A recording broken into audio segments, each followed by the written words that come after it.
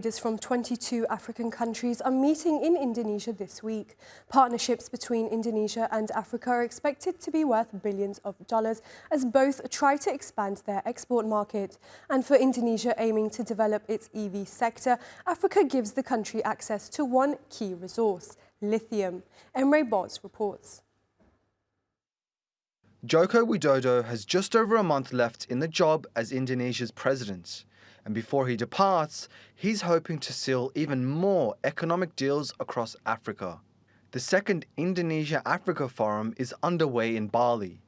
Top of the agenda, enhancing economic cooperation and boosting trade ties. The results of Indonesia-African partnerships have been clear, bringing much progress to trade volume.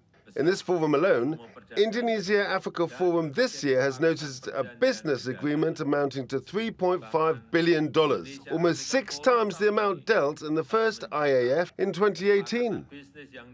And the deals include geothermal projects between Indonesia's government-owned Perusahaan Listrik Negara and the Tanzania Electric Company. For Indonesia, which hopes to develop its battery and electric vehicle industries, access to the African continent is vital for one key raw material, lithium.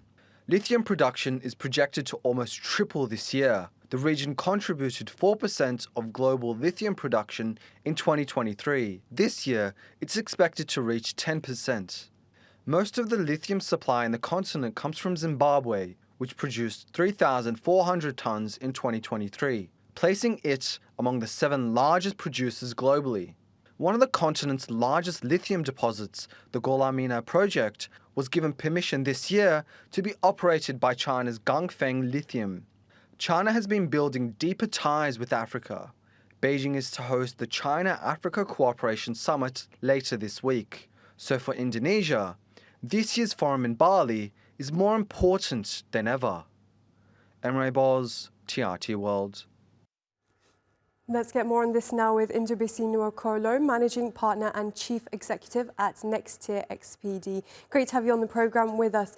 Now, $3.5 billion worth in deals with African countries for Indonesia. What do we know about these business agreements so far, and how significant are they to both Indonesia and the African continent? Thank you for having me. Let me start from the second part of your question. How significant is this? For me, it means nothing. It means nothing for a continent of over 1.5 billion people that is now going to trade with a country of about 285 million people. And all our leaders are junketing to Indonesia to go sign such pact. What has happened to after the African Free Continental Trade Agreement that we had within ourselves? $3.5 billion is something only Ghana and Cote d'Ivoire can do in the cocoa resources. Africa is just, apart from South Africa and Egypt, probably Algeria. The rest are just primary producers. What are we going to gain from this? We're virtually going to gain nothing. We're going to gain nothing because Indonesia will sign all this pact with us, get our resources, take them over to their country, refine them into secondary and finished product, and sell them for a higher value. We will get virtually nothing. So we have a set of leaders who do not want to sit down, sit back, put their thinking cap and do the work, fold their sleeves and do the work. They want to be signing off our natural resources to other countries or other continents to do work with them. China is doing the same with us. Italy is doing the same. Japan, all the global 20, the top 20 global countries, economic countries, all have one form of economic forum with Africa because they are dealing with leaders who do not want to do any work. So for us, or for me, or for most Africans, this is virtually nothing. So what will the cost of this be for Africa? Well, our leaders are going to come back and tell us that they've been able to get one form of economic deal or trading agreement. But for me, what is $3.5 billion? It's nothing that some small African countries can do in agriculture. And in terms of transfer of technology, does this include transfer of technology? Virtually no. So I don't see what this will do, how this can improve, reduce poverty in Africa, or increase high standard of living. It's virtually not going to do anything. What it's only going to do is that we'll have leaders who will say that we've been able to attract this investment or that investment.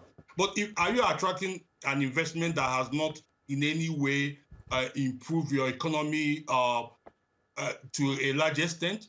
If that is not done, then I don't think we should be shouting "Eredo" and be happy about this. But there must be some light at the end of the tunnel. It must not be all doom for Africa. Surely some sectors can benefit, for example, lithium, as we heard earlier. Yeah, lithium, yes. But the question is, if you're taking my natural resources, you're taking it over, I'm selling it to you for peanut. You're taking it over and you're selling it, you're refining it and selling it at, at a great price. What do I have to gain?